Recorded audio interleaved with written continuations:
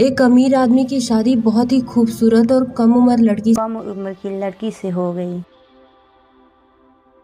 लेकिन वो अमीर आदमी इतना कमज़ोर हो गया कि अब उससे चला भी नहीं जा रहा था। उस आदमी के नौकर ने एक बाबा जी को अपने माली की हालत बताई, तो बाबा जी ने नौकर को माली के कमरे में रात के वक्त झांकने को कहा।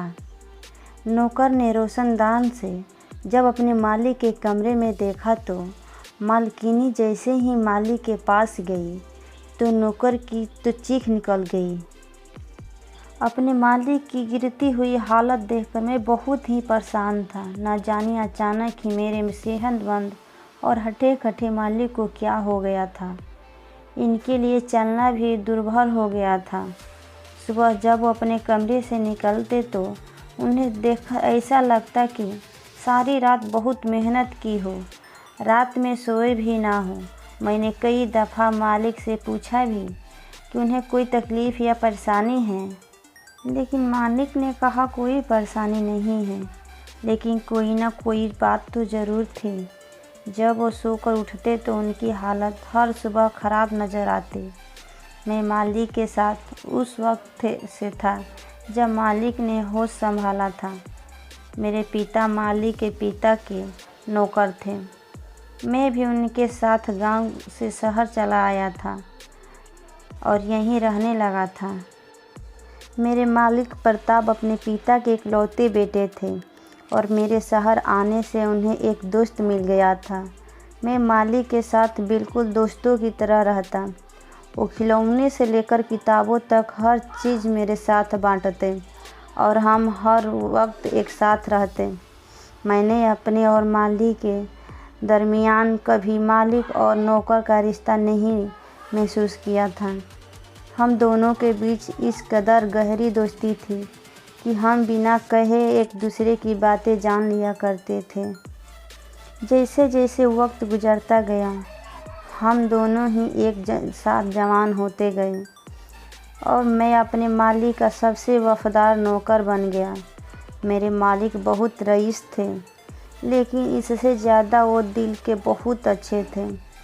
मालिक मुझ पर हद से ज़्यादा विश्वास करते और मैंने भी एक वफादार नौकर का फ़र्ज़ निभाया था।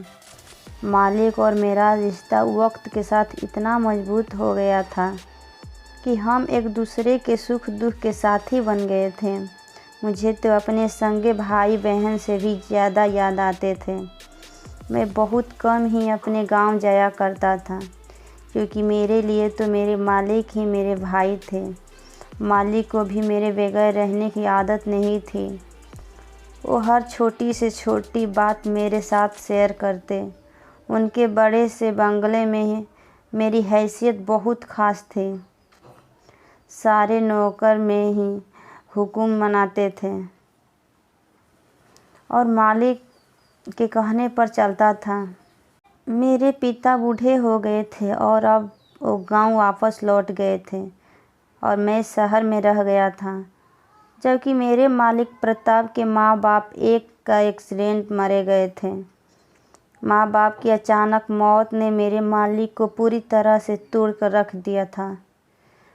बड़े मालिक और मालिकिनी के गुजरने के बाद मैं अपने मालिक प्रताप के साथ एक साए की तरह रहने लगा। इस बड़े से बंगले में मेरे मालिक तन्हा रह गए थे और मैं उनकी तन्हाई को ख़त्म करना चाहता था। इसीलिए हर वक्त उनके इर्द गिर्द रहता और उन्हें खुश करने की कोशिश करता। बड़े मालिक अपने जीते जी ही मालिक का रिश्ता अपने दोस्त की बेटी से तय कर दिए थे। शादी होने ही वाली थी, लेकिन यह हादसा हो गया। कुछ दिन बाद मेरे मालिक प्रताप और आरती की शादी हो गई। मेरे मालिकिनी आरती दुल्हन बनकर आ गई घर। वो बहुत ही अच्छी और खुशमिजाज थी। उनके आने से मालिक के चेहरे पर खुशी आ गई थी और वो आरती मेम साहब के साथ अपनी ज़िंदगी हंसी खुशी गुजारने लगे। आरती मेम साहब बहुत अच्छी थी। मेरे मालिक उनके साथ बहुत खुश रहते, लेकिन किस्मत ने उन दोनों के साथ बेवफाई कर दी।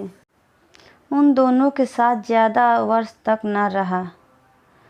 शादी के कुछ ही महीने बाद आरती मेम साहब प्रेग्नेंट हो गई। माली के चेहरे की खुशी तो देखने लायक थी, लेकिन जब बच्चे की पैदाइशी का वक्त आया तो मौत ने आरती मेम साहब और उनके बच्चे को अपना निशाना बना लिया। बच्चे की पैदाइशी के वक्त अचानक ही माली की हालत बिगड़ने लगी और खुद मौके पर ही मौत की आगोश में चले गए। अपनी पत्नी के अचानक मौत की खबर ने प्रताप साहब को तोड़कर रख दिया था। वो इस कदर बच्चों की तरह रो रहे थे कि मेरे लिए उन्हें संभालना मुश्किल हो गया था। माली के दुख ने मुझे भी बहुत सदमा पहुंचाया था। मेरा वो मालिक जो बचपन से ही मेरे साथ रहता था, वक्त ने उसे बहुत गहरे जख्म दे दिए थे। मैं कोशिश करता कि मालिक का ध्यान भटका सकूं, लेकिन मुझे इतनी अगर हमारी वीडियो थी। पसंद आए तो ऐसी कहानियों के लिए हमारे चैनल को सब्सक्राइब कीजिए, लाइक कीजिए, शेयर कीजिए। Thank you.